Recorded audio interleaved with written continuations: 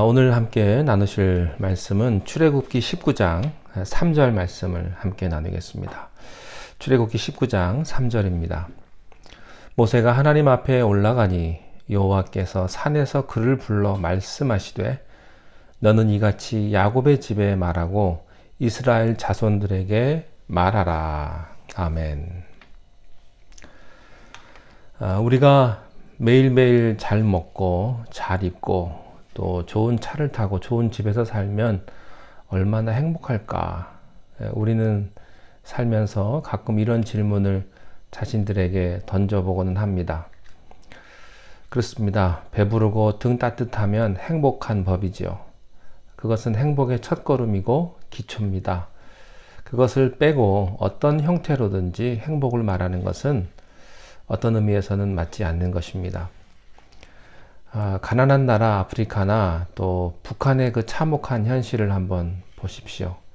따뜻한 고깃국에 쌀밥을 먹을 수 있다는 것이 얼마나 중요합니까? 그러나 우리는 여기서 한 가지 더 깊은 의미의 질문을 자기 자신에게 던져보아야 합니다.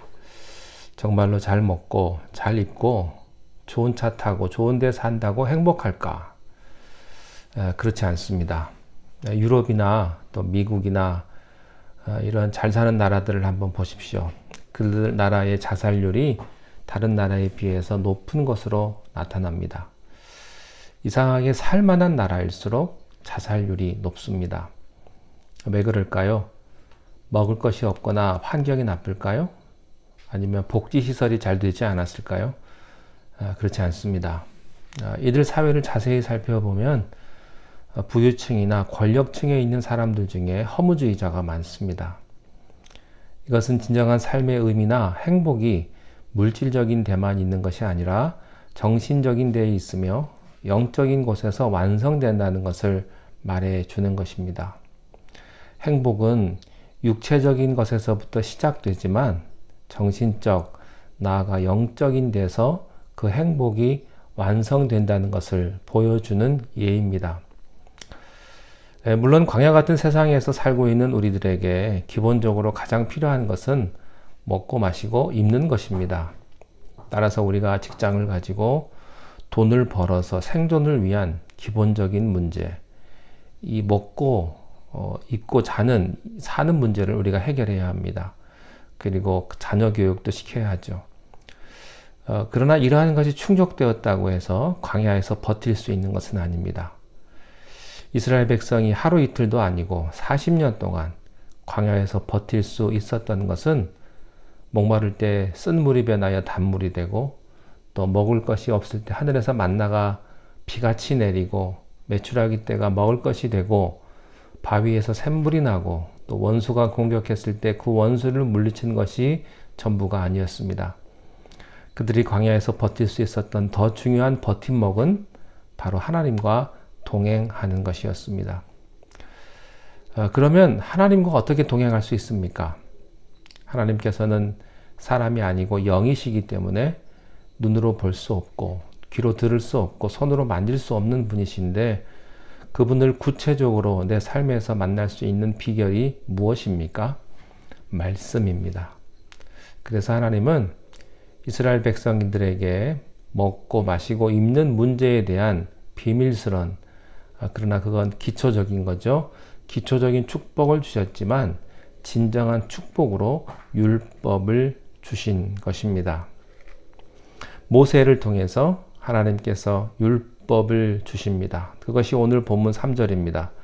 모세가 하나님 앞에 올라가니 여호와께서 산에서 그를 불러 말씀하셨다. 그러면서 너는 이같이 야곱의 집에 말하고 이스라엘 자손들에게 말하라. 이렇게 말씀을 하신 거예요. 율법을 주신 것이죠. 이스라엘 백성은 하나님의 말씀을 받았습니다. 하나님의 말씀을 받았다는 것은 하나님을 받았다는 것을 의미하죠. 하나님의 말씀이란 무엇입니까? 하나님 그 자신을 의미합니다. 하나님께서는 시내산에서 하나님의 율법, 말씀을 이스라엘 백성이 광야에서 살아야 할 지침서로 주셨습니다.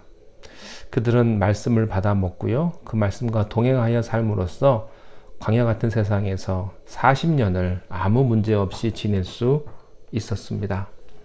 집도 없고 먹을 것도 없는 쓰라린 고통이 변하여 축복이 되는 것을 맛보고 살았습니다.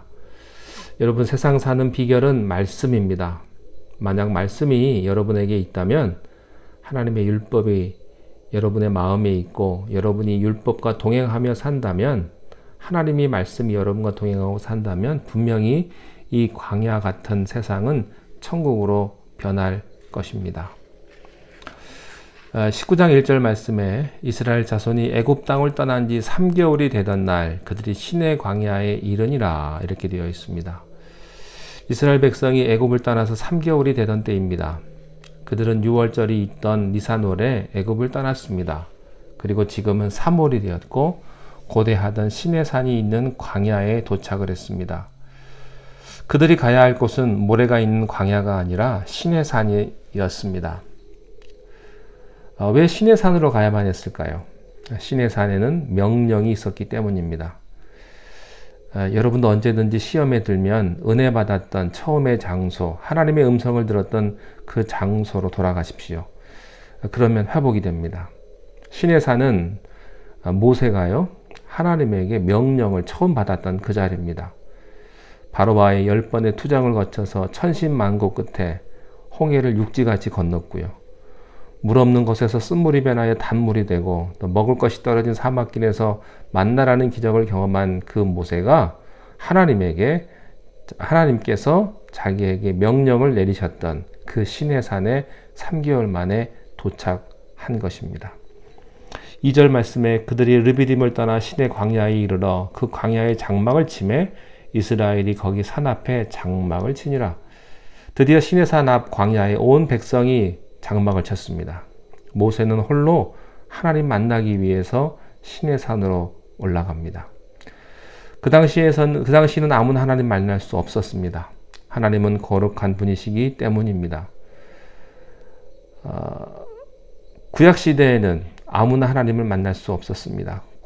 기름 부음 받은 특별한 사람만 하나님을 만나고 대면할 수 있었던 것이죠. 드디어 모세가 하나님을 대면하게 됩니다. 3절에 모세가 하나님 앞에 올라가니 여호와께서 산에서 그를 불러 말씀하시되 너는 이같이 야곱의 집에 말하고 이스라엘 자손에게 말하라. 이제 하나님께서 모세에게 율법을 주십니다. 하나님의 말씀을 주시는 것입니다. 이 율법이 이스라엘의 지침서가 되어서 그들이 광야에서 40년 동안을 살게 되는 그런 근간을 이루게 되는 것입니다. 여러분, 광야 같은 이 세상에서 우리가 무엇으로 살아야 되겠습니까? 물론 먹고 마시고 또 먹을 물이 필요한 것도 사실입니다.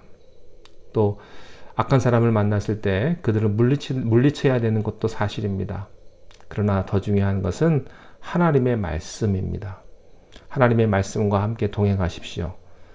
말씀과 함께 한다는 사실은 하나님과 함께 한다는 사실입니다.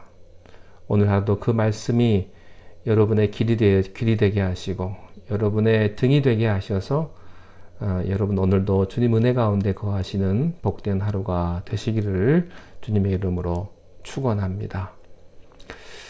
기도하겠습니다. 하나님 아버지, 오늘도 힘든 세상을 살아갑니다.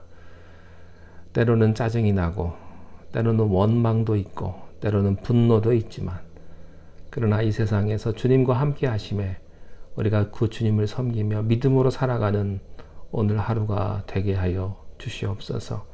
감사함으로 살아가게 하시고 오늘도 내게 허락하신 것에 만족하며 주님께 영광 돌리는 삶을 살게 하여 주시옵소서. 예수님의 이름으로 기도하옵나이다. 아멘.